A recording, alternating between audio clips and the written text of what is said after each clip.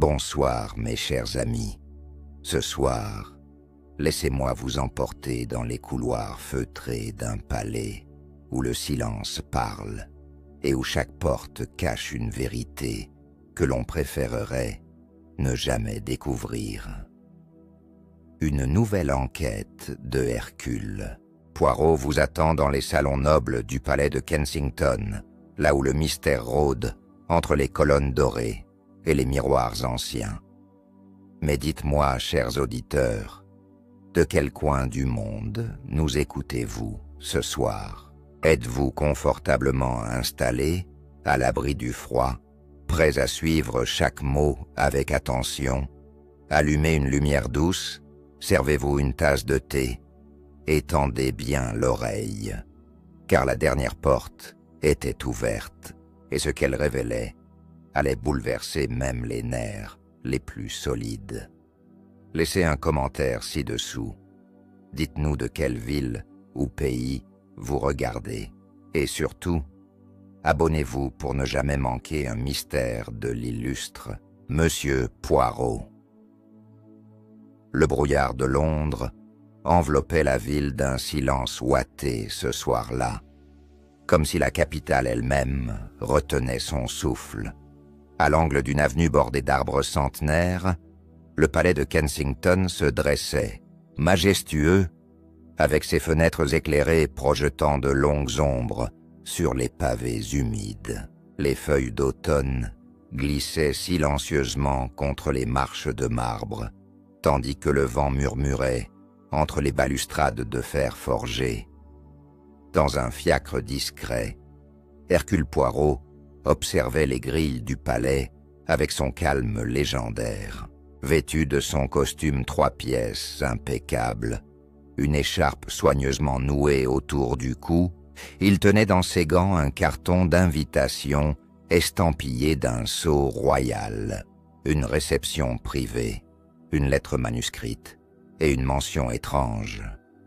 Votre présence est requise avant minuit. La dernière porte a été ouverte.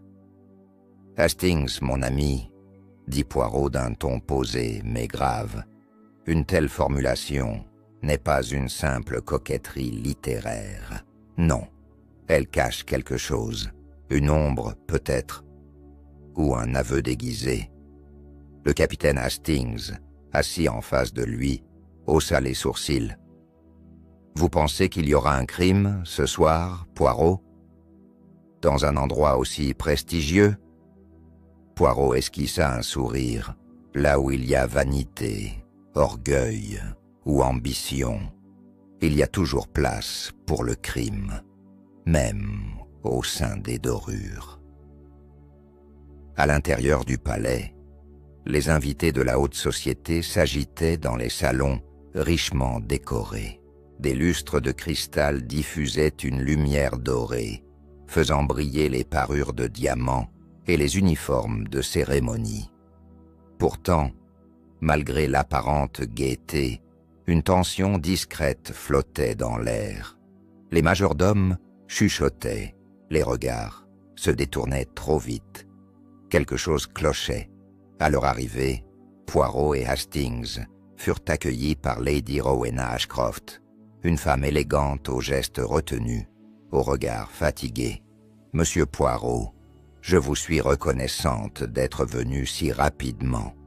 Ce soir, une tragédie se prépare, j'en ai la certitude. » Elle guida les deux hommes à travers un long corridor lambrissé. Au bout, une porte, plus ancienne, plus massive que les autres, restait entr'ouverte, grinçant doucement sous l'effet d'un courant d'air. Poirot s'arrêta net, observant les détails. La poussière déplacée, la poignée froide, une légère trace rougeâtre sur le cadre. Il se pencha, toucha le sol du bout de sa canne. « Lady Ashcroft, cette porte, vous l'ouvrez souvent. » Elle répondit à voix basse. « Jamais. Elle mène au quartier privé de Lord Kensington, fermé depuis des années. Mais ce soir, elle s'est ouverte toute seule. Poirot redressa ses épaules. Son regard devint plus perçant. « Alors, madame, permettez à Hercule Poirot de franchir ce seuil, car là où une porte s'ouvre sans raison, une vérité tente de s'échapper. »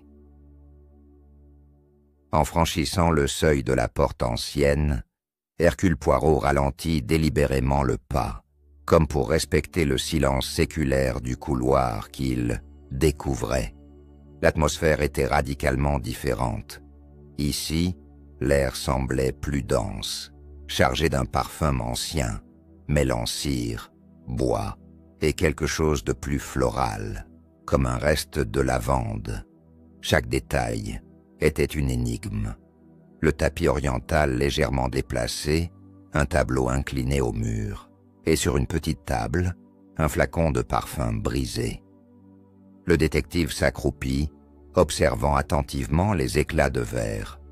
Il murmura « Hastings, regardez, ce parfum est celui de la marquise Héloïse de Rouvray, un choix très particulier pour une demeure britannique. » Hastings, visiblement troublé, demanda « Comment pouvez-vous être sûr ?» Poirot tapota son nez. « Mon ami, les petites cellules grises ne travaillent pas seules. Elles ont un allié fidèle, la mémoire sensorielle. » Lady Ashcroft suivait les deux hommes à distance respectueuse.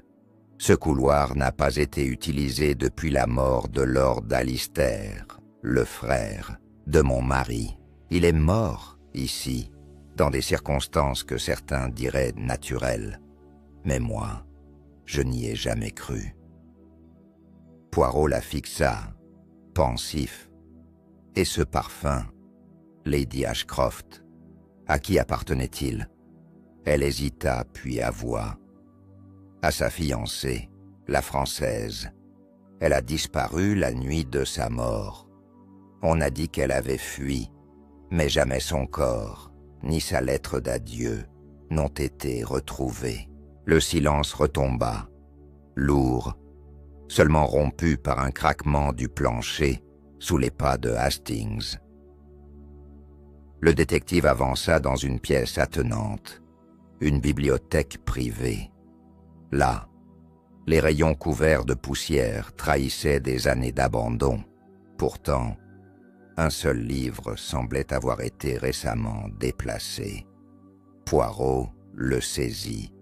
C'était un recueil de poésie symboliste, ouvert à une page marquée par une plume d'oiseau noircie. Les mots soulignés à l'encre pâlie disaient « Le silence du tombeau cache les paroles de l'innocence. » Un message, peut-être, murmura Hastings. Poirot hocha la tête. Non, une promesse ou une accusation. Il nous faut interroger ceux qui vivaient ici à l'époque. Quelqu'un sait pourquoi cette porte s'est ouverte. Un frisson parcourut Lady Ashcroft. Je crains, monsieur Poirot, que les fantômes de ce palais aient attendu trop longtemps pour parler. Poirot répondit doucement. Les fantômes, madame, je les laisse aux romanciers. Moi je cherche des faits, et ce flacon de parfum m'a déjà parlé plus qu'un esprit ne le pourrait. Il se tourna alors vers Hastings avec calme. Mon ami, la véritable enquête commence. Il nous faut maintenant réveiller le passé, avec méthode, logique et une bonne tasse de thé. Le lendemain matin, un léger voile gris flottait encore sur les vitres anciennes du palais. La lumière, filtrée par des rideaux de velours cramoisi, baignait les couloirs d'une douceur mélancolique. Poirot, toujours impeccablement vêtu, longeait les murs de la galerie principale, où s'alignaient les portraits des anciens propriétaires de la demeure. Tous semblaient observer les visiteurs d'un regard figé dans le temps. Il s'arrêta devant un tableau, en particulier celui de Lord Alistair, le défunt frère du maître actuel des lieux. Sa posture fière contrastait avec un détail troublant. Le regard du portrait subtilement détourné vers la gauche, semblait fuir quelque chose hors champ. « Fascinant », murmura Poirot, les mains croisées derrière le dos. Ce peintre connaissait son sujet. Il a capturé non pas seulement le visage, mais un soupçon de conscience coupable. Hastings, un peu plus loin, tentait de déchiffrer les blasons accrochés au mur. Poirot, ses armoiries sont complexes. Des lions, des lises, des clés. Le détective s'approcha. Des clés, dites-vous, voilà un symbole des plus intéressants. Et que pensez-vous de ce cadre, mon ami? Il montra une petite toile décolorée, en retrait. Hastings observa. Il est de travers, et la poussière n'est pas uniforme. Avec délicatesse, Poirot décrocha le tableau. Derrière, une cavité dissimulée laissait apparaître une vieille boîte en fer. Il l'ouvrit avec précaution. À l'intérieur, une correspondance jaunie, quelques lettres scellées par une cire bleue et une photographie ancienne. Une femme élégante, regardant l'objectif avec une intensité bouleversante. « Héloïse », chuchota Lady Ashcroft, qui venait de les rejoindre discrètement. Poirot tendit la photographie à la lumière. « Et voilà notre muse disparue. Mais regardez bien, madame, ce collier qu'elle porte, ne vous dit-il rien ?» Lady Ashcroft fronça les sourcils. Il appartenait à la couronne familiale. Il aurait dû rester dans la salle des trésors. Hastings ajouta aussitôt « Et s'il n'y est plus ?» La noble dame, visiblement troublée, guida les deux hommes vers la petite salle aux objets précieux. Un majordome les attendait déjà, clé à la main. Le coffre-fort fut ouvert. Les bijoux y étaient tous, sauf un. Le collier, en saphir, unique, avait disparu. Poirot, en silence, sortit un petit carnet de sa poche intérieure et y nota « Objet volé avant ou après la disparition de mademoiselle Héloïse, madame ?» dit-il avec une grande douceur. « Les tableaux ne mentent pas, et les coffres non plus. Ce palais ne cache pas une, mais deux vérités. Une affaire ancienne, et une main qui agit dans l'ombre aujourd'hui. » Lady Ashcroft détourna les yeux. Une larme, discrète, roula le long de sa joue. Ce collier a été offert à Héloïse, en secret. Il ne devait jamais quitter ses mains. Poirot s'inclina légèrement. « Alors nous devons retrouver ce collier. Pour l'honneur, pour la justice et surtout pour la vérité. » Le soir tomba rapidement sur le palais de Kensington, enveloppant les couloirs dans une semi-obscurité pesante. Des chandeliers furent allumés le long des galeries, projetant des ombres dansantes sur les murs. Le silence n'était interrompu que par le tic-tac régulier d'une horloge ancienne et le bruit lointain d'un service de thé préparé. Poirot s'accorda un moment d'observation silencieuse depuis un balcon intérieur. Surplombant le grand hall, il avait remarqué, dès son arrivée, que plusieurs domestiques évitaient certains regards. Leurs pas se faisaient discrets lorsqu'ils passaient près de la vieille aile. Et ce soir, alors qu'ils longeaient un couloir secondaire, une voix basse, presque un chuchotement, s'éleva derrière un rideau de velours. Poirot s'arrêta, net, le souffle suspendu. Il s'approcha sans bruit et écarta doucement le rideau. Deux membres du personnel, une gouvernante d'âge mûr et un jeune valet, discutaient à voix basse. Ils sursautèrent en apercevant la silhouette de Poirot. Il s'inclina légèrement. « Mille pardons, je n'aime point surprendre les gens. Mais parfois, Les conversations en retrait révèlent les vérités oubliées. La gouvernante, Madame Elkins, tenta de reprendre contenance. Nous parlions de la vieille Elle, monsieur. Elle est chargée de souvenirs. Et depuis quelques jours, il s'y passe des choses étranges. Poirot pencha la tête. Par exemple, le jeune valet prit la parole.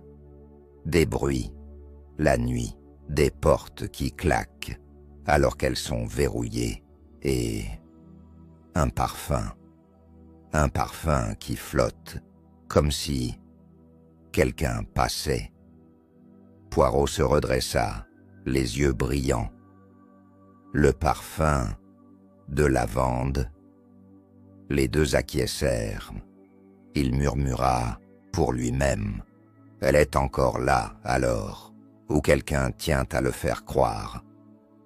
Il remercia les deux employés et poursuivit son chemin, gravissant les escaliers vers la chambre autrefois occupée par Héloïse.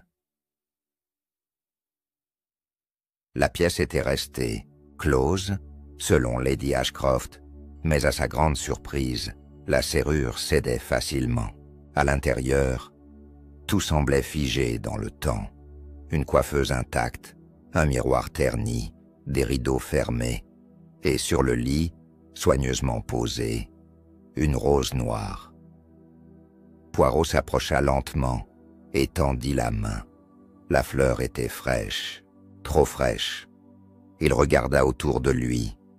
Personne. Et pourtant, cette rose ne pouvait être là que depuis quelques minutes. Quelqu'un le précédait. Il observa le sol. Aucune trace. Mais un frisson lui parcourut l'échine. Cette mise en scène n'était pas celle d'un amateur. C'était une déclaration, un avertissement silencieux. Il quitta la pièce sans un mot et retrouva Hastings dans le salon. « Mon ami, nous ne sommes plus face à un mystère ancien.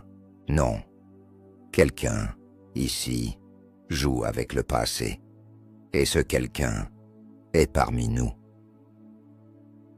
Le lendemain matin, Poirot se fit servir son petit déjeuner dans le jardin d'hiver du palais.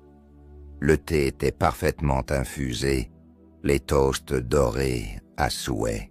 Pourtant, son regard restait fixé sur la silhouette droite du majordome, M. Davenham, qui observait la salle avec la retenue d'un homme formé au silence. Poirot, en bon juge de caractère, savait que cet homme savait. Il fallait seulement l'inviter à parler. Après quelques formules polies et une appréciation sur la beauté du service en porcelaine, Poirot passa à l'essentiel. « Monsieur Davenham, vous êtes ici depuis combien de temps ?» Le majordome répondit sans détour. « 37 ans, monsieur. J'ai servi le père du comte actuel, puis Lord Alistair, et maintenant Lady Rowena et sa famille. » « Alors, vous avez connu mademoiselle Héloïse de Rouvray ?» Davenham marqua un court silence. « Oui, une jeune femme gracieuse, instruite, mais tourmentée. Elle n'était pas faite pour cette maison. Trop de non-dits, trop de regards. » Poirot posa sa tasse avec soin. « Et le soir de sa disparition, vous étiez ici ?» Le majordome hocha lentement la tête. « Oui, elle devait dîner avec Lord d'Alistair. Mais à 10 heures, une dispute éclata. Personne n'a entendu les mots exacts. Ensuite, elle est montée à l'étage et n'est jamais redescendue. » Poirot fronça les sourcils. « La chambre avait-elle été fouillée ?»« Non, monsieur. On a supposé qu'elle avait fui. » Poirot se leva, faisant quelques pas dans la verrière. « Monsieur Davenham, dites-moi, y avait-il une autre porte dans cette chambre, une issue dérobée ?» Le majordome hésita. Il y avait un accès discret menant à l'aile du personnel. Peu de gens le savent. Mais il était censé être muré après la guerre. Le détective se tourna vers Hastings, son regard brillant d'intérêt. « Voilà une piste négligée, mon ami. Un passage caché, un possible témoin ou un complice. » Davenham se racla doucement la gorge. « Monsieur Poirot, il y a quelque chose que je n'ai jamais dit. » Poirot le fixa avec bienveillance. « Je vous écoute. » Le soir où la jeune femme a disparu, j'ai vu quelqu'un ressortir de cette aile. Un homme. Il portait un manteau de Lord Alistair, mais je suis persuadé que ce n'était pas lui. Il boitait. Lord Alistair ne boitait pas. Poirot sourit lentement. « Merci, monsieur Davenham. Ce que vous venez de me dire change tout. » Il posa la main sur l'épaule du majordome avec dignité. « Votre silence fut loyal, mais votre mémoire, elle, est précieuse. » Et à voix basse, en s'éloignant, « Un homme qui se déguise, un couloir oublié et une rose noire. Mon cher Hastings, le jeu commence enfin. » Hercule Poirot, accompagné de Hastings et d'un jeune ouvrier du domaine, se dirigea vers l'aile est du palais, celle que le majordome avait évoquée. Les murs de pierre semblaient intacts à première vue, mais le détective savait que les apparences sont souvent les plus trompeuses. Il inspecta chaque recoin, chaque moulure, avec la minutie d'un horloger examinant un mécanisme fragile. « Là », dit-il, en pointant une ligne à peine visible dans la pierre. « Regardez cette différence de texture, mon ami. Ce n'est pas une fissure, c'est une jointure. Ce mur a été refermé, mais il n'est pas ancien. Les outils ont laissé des marques récentes. » L'ouvrier acquiesça. « Je peux le rouvrir si vous le souhaitez, monsieur. Cela ne prendra qu'1 heure. » Pendant que les outils frappaient doucement la paroi, Poirot retourna dans la chambre d'Héloïse. Il observait le miroir avec attention. Derrière lui, Hastings attendait en silence. « Hastings, avez-vous remarqué? Le miroir n'est pas fixé contre le mur. Il est légèrement incliné. Cela peut être accidentel ou intentionnel. » Il approcha, examina l'arrière du meuble et trouva une encoche. Une pression discrète suffit à déclencher un déclic. Un battant s'ouvrit lentement, révélant une alcôve étroite et un petit escalier en colimaçon descendant dans l'obscurité. Poirot alluma une lampe de poche. « Venez, mon ami, l'histoire nous appelle et nous devons descendre. » Les marches de pierre étaient étroites et humides. L'air y était glacial, comme si le temps lui-même y avait cessé de s'écouler. Au bout du couloir, ils débouchèrent dans une pièce poussiéreuse, meublée d'un simple lit, d'une table et d'une chaise. Un carnet était posé là, recouvert d'un voile de poussière, mais intact. Poirot l'ouvrit avec précaution. Les pages étaient couvertes d'une écriture fine et nerveuse. Des mots en français, des pensées, des peurs, et enfin, une confession. Ils ne m'écouteront jamais. Il a pris le collier. Il m'a enfermé, ici. Je l'ai supplié. J'ai crié. Mais il m'a dit que le silence serait plus beau que la vérité. Signé Héloïse. Poirot se figea. Hastings, ce n'était pas une disparition, c'était une séquestration. Cette femme a été enfermée ici, vivante. Le collier n'était qu'un prétexte, l'honneur de la famille. Voilà ce que l'on a voulu sauver. Ils remontèrent en silence. Dans la chambre, Lady Ashcroft les attendait. inquiète. Poirot lui montra le carnet. Elle pâlit. « Non, ce n'est pas possible. Mon mari, il n'aurait jamais... » Poirot inclina la tête. « Madame, je n'accuse pas encore. Mais la vérité, elle, commence à s'éclaircir. Et elle ne pardonne ni l'amour, ni le sang. »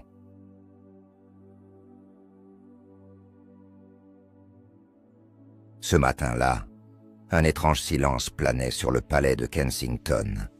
Même les domestiques semblaient retenus par une tension invisible.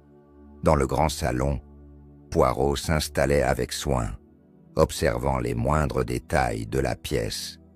Les tableaux, les meubles, les plis des rideaux. Rien ne devait échapper à ces petites cellules grises. Il savait que la vérité approchait, mais qu'elle viendrait d'un geste subtil, peut-être d'une maladresse. Lady Ashcroft avait convoqué son mari, le comte Edward de Kensington, homme austère, à la moustache grisonnante et au regard perçant. Il entra dans la pièce, droit comme un chêne, et salua Poirot d'un bref hochement de tête. « Vous m'avez fait appeler, monsieur. De quoi s'agit-il » Poirot, avec douceur mais fermeté, tendit le carnet d'Héloïse. Le comte prit le livret, l'ouvrit, lut quelques lignes et resta un long moment silencieux. Enfin, il referma le carnet et le reposa. Ce n'est qu'un délire, une fantaisie d'une jeune femme fragile, rien de plus. Poirot croisa les bras. Elle a décrit le passage secret, monsieur, et ce passage existe. Le visage du comte se durcit. Même si cela est vrai, il n'est plus temps de ressasser le passé. Poirot se leva lentement. « Je crains, monsieur, qu'il ne soit justement grand temps de le faire, car le passé, lui, n'a jamais cessé de parler, et il parle plus fort que jamais. » À ce moment précis, la porte du salon s'ouvrit brusquement. Un majordome entra, tenant dans ses mains une boîte de velours bleu. Il balbutia. « Monsieur, cela a été déposé devant la porte, ce matin. Personne ne sait comment. » Poirot s'en saisit, l'ouvrit. À l'intérieur, le collier en saphir brillait de mille feux. Un murmure parcourut la pièce. Lady Ashcroft porta la main à sa bouche. Le comte détourna les yeux. Poirot tendit la boîte vers lui. Et pourtant, ce bijou, disparu depuis 20 ans, voilà qu'il réapparaît. N'est-ce pas extraordinaire, monsieur le comte? Edward Kensington resta de marbre. Ce bijou a toujours appartenu à cette maison. Son retour ne prouve rien. Poirot sourit poliment.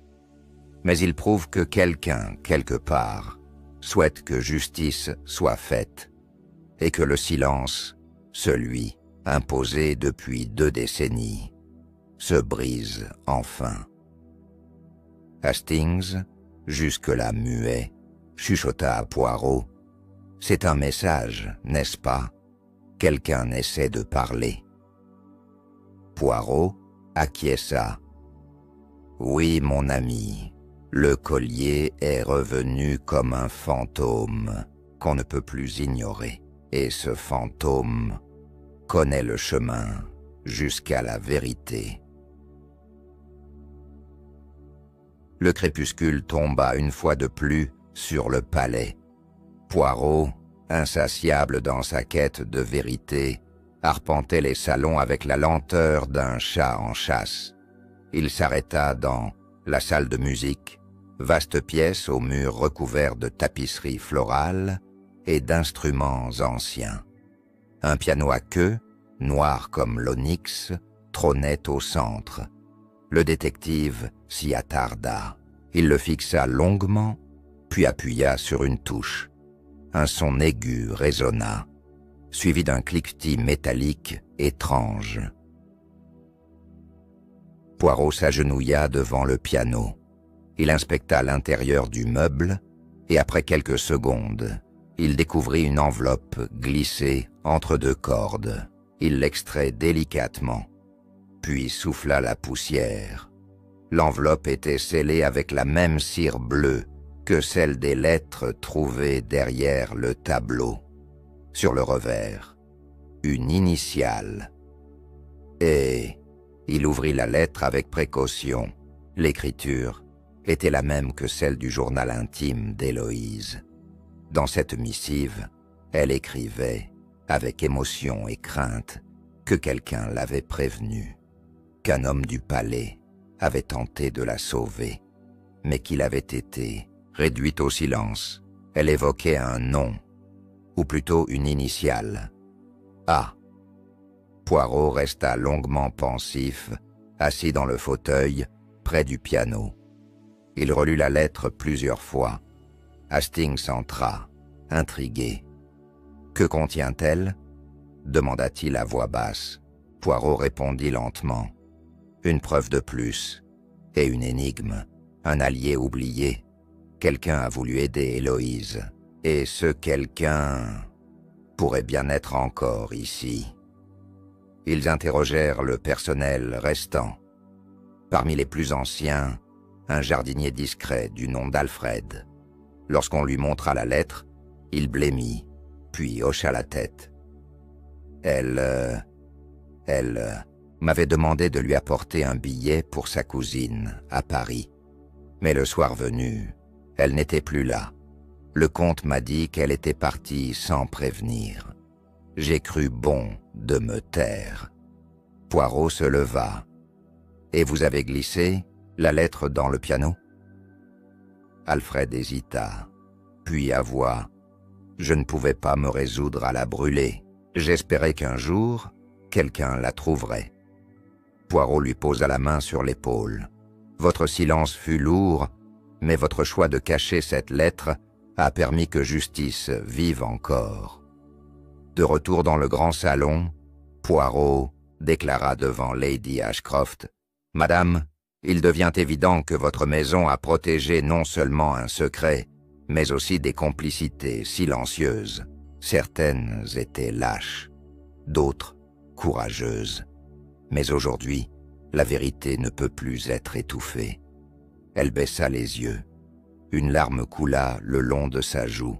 « Et que ferez-vous, Monsieur Poirot, si cette vérité détruit tout ce que nous avons construit ?» Il répondit calmement.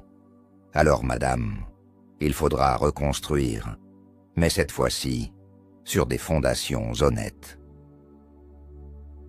Le lendemain matin, Poirot demanda que tous les membres de la famille et du personnel soient réunis dans le grand salon. La lumière filtrée par les vitraux baignait la pièce d'un éclat doré, presque sacré. Lady Ashcroft, son mari Edward, les domestiques et même le discret jardinier Alfred étaient présents. Poirot, debout au centre, observait chacun d'eux avec une attention méticuleuse. « Mes amis, » commença-t-il, d'une voix calme, « il est temps de révéler ce que j'ai découvert. Ce palais cache depuis trop longtemps une histoire de silence, de trahison et de douleur. » Il sortit de sa poche la lettre, le carnet et la photographie d'Héloïse. Puis il se tourna vers le miroir ancien, celui de la chambre de la disparue. Ce miroir n'est pas seulement un objet de beauté. Il fut la porte vers un escalier secret. Une prison, en vérité. Une pièce où mademoiselle de Rouvray fut enfermée contre son gré. Et si vous me permettez, une dernière démonstration. Il pressa la petite encoche. Un déclic retentit. Tous sursautèrent. Poirot s'écarta lentement, révélant le passage dissimulé. Un murmure parcourut la pièce. Edward Kensington resta figé, le regard dur. Poirot avança vers lui. « Vous avez enfermé cette femme, monsieur, non pour la punir, mais pour protéger l'honneur de votre famille, elle avait découvert quelque chose, un trafic de biens d'art, un réseau dont votre frère était complice. Lady Ashcroft se leva brusquement. « Edward, dites-moi que ce n'est pas vrai. » Mais son époux resta silencieux. Poirot poursuivit. « Le collier, un objet précieux, mais aussi une pièce à conviction. » Elle a menacé de parler. Et au lieu de l'écouter, vous avez choisi de la faire taire. Le comte recula d'un pas. Son visage s'était vidé de toute couleur. Je n'ai jamais voulu sa mort, seulement la faire disparaître jusqu'à ce que tout cela se calme.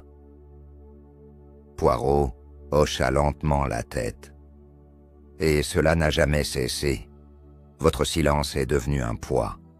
Pour vous, pour votre épouse, et pour cette maison. Hastings intervint d'une voix grave. La police doit être prévenue. Ce n'est plus une affaire de famille. Poirot acquiesça. Mais sachez ceci, monsieur le comte. C'est votre dernière chance d'agir avec dignité. Dites la vérité vous-même, ou laissez les faits parler à votre place. Edward Kensington, après un long silence, baissa enfin la tête. « Je parlerai. Je suis las de ce poids, et Héloïse mérite que l'on entende, enfin, son histoire. » Poirot conclut en croisant les bras. Voilà, le lendemain de la confession, un calme inhabituel régna sur le palais de Kensington. Les journaux du matin n'avaient même pas encore rapporté l'affaire. Mais dans les couloirs, chacun marchait plus lentement, comme si la vérité révélée avait alourdi l'air. Poirot, fidèle à ses habitudes, prit son thé en silence dans la roseraie, le regard perdu parmi les buissons où fleurissaient quelques roses noires artificielles, plantées autrefois en mémoire d'un amour disparu. Hastings s'approcha. « Vous semblez pensif, Poirot. Vous avez résolu l'affaire, le coupable a parlé, et pourtant... » Poirot sourit tristement. « Mon ami, la justice humaine peut être rendue, mais la justice du cœur, elle, laisse souvent des blessures plus profondes. » Il regarda le palais. Cette maison ne sera plus jamais la même. Lady Ashcroft les rejoignit. Elle portait une robe noire simple, sans bijoux. « Monsieur Poirot, je vous remercie. Vous m'avez offert la vérité, même si elle me déchire. » Poirot s'inclina. « La vérité, madame, est un miroir. On ne l'aime que lorsqu'elle flatte, mais elle éclaire toujours. » Dans la chambre autrefois occupée par Héloïse, les autorités procédèrent à une inspection. Des empreintes, des fibres, des fragments de vie oubliés furent relevés. Mais ce fut dans un tiroir secret que l'on découvrit un objet inattendu, une bague de fiançailles. Gravée à l'intérieur, une phrase en français, « Pour toujours, malgré tout ». Poirot la contempla longuement. Elle l'aimait, malgré la trahison, ou peut-être aimait-elle un homme qu'elle pensait différent. Cette bague est une promesse brisée. Il la tendit à Lady Ashcroft, qui la serra contre son cœur, les yeux fermés. Le comte Edward fut emmené par la police dans la soirée. Il ne résista pas. Il marchait droit, le regard vide, sans un mot. La presse, par miracle ou par respect, resta silencieuse ce soir-là. Peut-être qu'en ces lieux, même les journalistes sentaient qu'il valait mieux laisser le passé reposer. Poirot, avant de quitter le palais, se rendit une dernière fois dans la galerie des portraits. Il fixa celui de Lord Alistair, puis celui d'Héloïse, récemment accroché. Elle y souriait légèrement, d'un sourire triste mais digne. Il inclina la tête. « Mademoiselle, que votre nom soit enfin lavé. » En refermant la grille derrière lui, Poirot murmura à Hastings. « Une affaire étrange, mon ami, non pas par sa complexité, mais par sa profondeur humaine. La dernière porte n'était pas celle de la chambre, mais celle du silence. Et ce soir, enfin, elle s'est refermée. Quelques jours plus tard, alors que les vents d'octobre balayaient les allées du palais, Poirot revint discrètement à Kensington. Il n'y avait plus de service, plus de réception, seulement le silence et les feuilles mortes. Lady Ashcroft avait demandé une rencontre privée. Elle souhaitait montrer quelque chose que seul Poirot pouvait comprendre. Elle l'attendait dans le jardin intérieur, enveloppée d'un châle de laine sombre. Autour d'eux, des haies bien taillées cachaient un sentier pavé qui serpentait jusqu'à une petite serre, presque invisible derrière les rosiers. Monsieur Poirot, cette serre appartenait à Héloïse. Elle y passait des heures. Après sa disparition, elle a été condamnée par mon mari. Poirot suivit Lady Ashcroft à travers les feuillages. Une fois la porte de verre déverrouillée, ils pénétrèrent dans une atmosphère douce, imprégnée d'arômes de terre et de fleurs anciennes. Des carnets de jardinage étaient encore posés là, poussiéreux, mais intacts. Sur l'un d'eux, le nom Héloïse était gravé à la main. Elle écrivait ici, elle plantait, elle dessinait. Ce lieu était son refuge, son monde, à elle. Je l'ai ignoré. J'ai laissé Edward le faire disparaître. Mais aujourd'hui, je veux qu'il revive. Poirot observa les croquis, des schémas de fleurs, mais aussi des visages, dont un qu'il reconnut, le jardinier, Alfred. Voilà qui éclaire bien des choses, madame. Il ne fut pas qu'un simple témoin, mais un confident, peut-être plus. Lady Ashcroft hocha la tête. J'en ai parlé avec lui. Il l'aimait à sa manière, silencieusement, et il n'a jamais cessé de l'aimer. Poirot ferma les yeux un instant. Alors il a fait ce que les amoureux font. Il a protégé sa mémoire, même au prix du silence. Un banc, dans un coin, portait une inscription que Poirot n'avait jamais remarquée auparavant. Ici, je respire encore. Il s'en approcha, toucha le bois. Elle a laissé des traces, partout. Non pas pour se venger, mais pour être retrouvée, pour être entendue. Lady Ashcroft sortit de son sac une petite boîte. Elle l'ouvrit. À l'intérieur, une clé ancienne, accompagnée d'une courte lettre. Pour celui qui aura su me comprendre. Poirot sourit doucement. Je crois, madame, que cette clé n'ouvre plus une porte, mais referme enfin un deuil. En quittant la serre, Poirot s'arrêta, regardant le ciel pâle. Parfois, ce ne sont pas les crimes les plus violents qui font le plus de mal, mais les vérités qu'on enterre vivantes. Et pourtant, elles finissent toujours par fleurir à nouveau. Le lendemain matin, alors que Poirot s'apprêtait à quitter définitivement Londres, un télégramme inattendu lui parvint à son hôtel de Mayfair.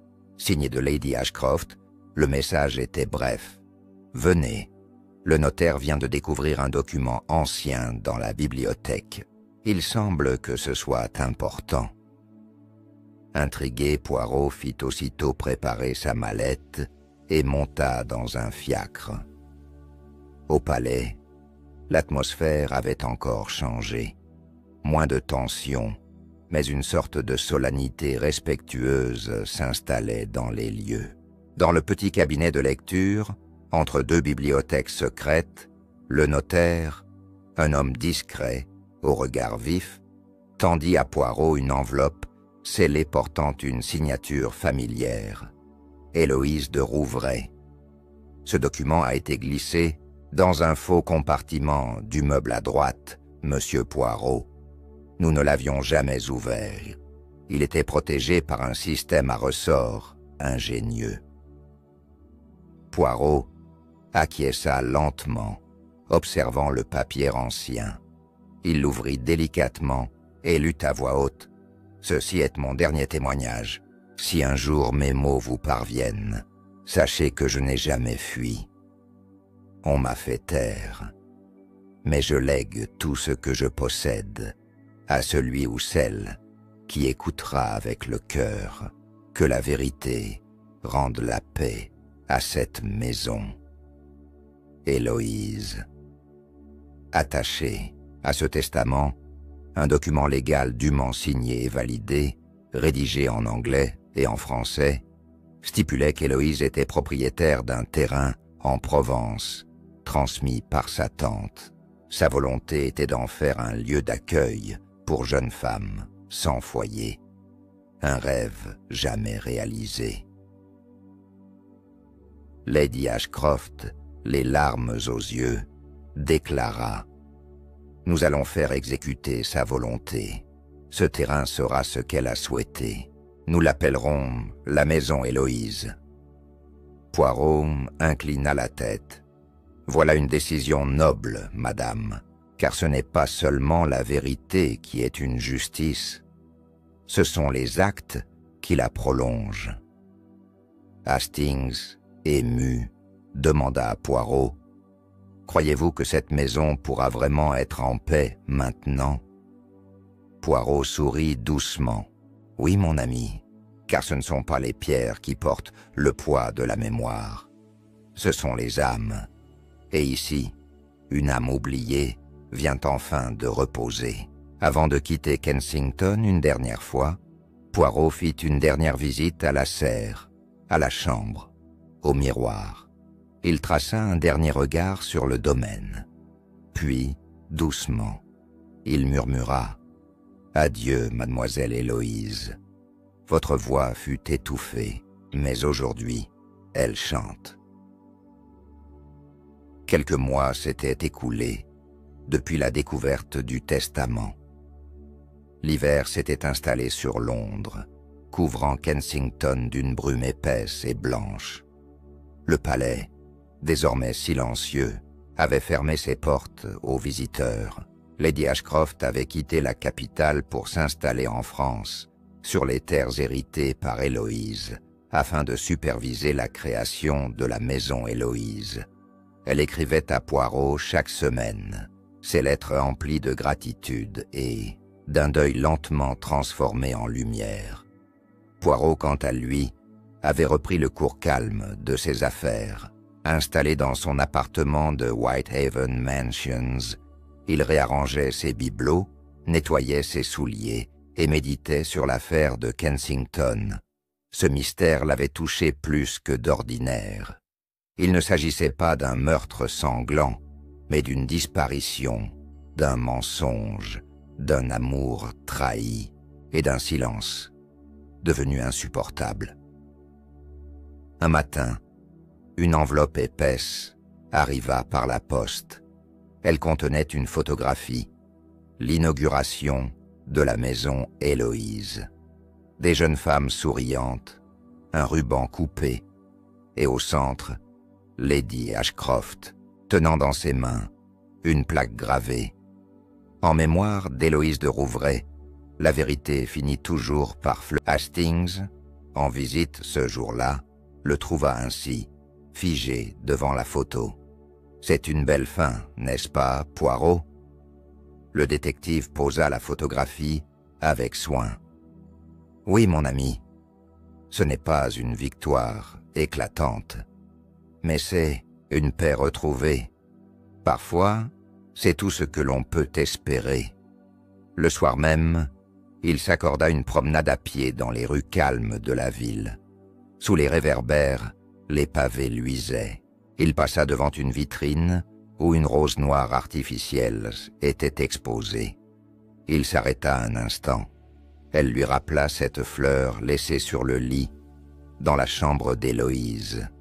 Un adieu discret, une déclaration sans mots.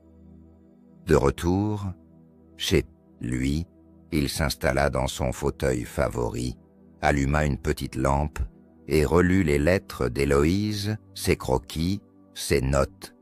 Il les rassembla dans une boîte qu'il étiqueta simplement « Kensington, affaire close ».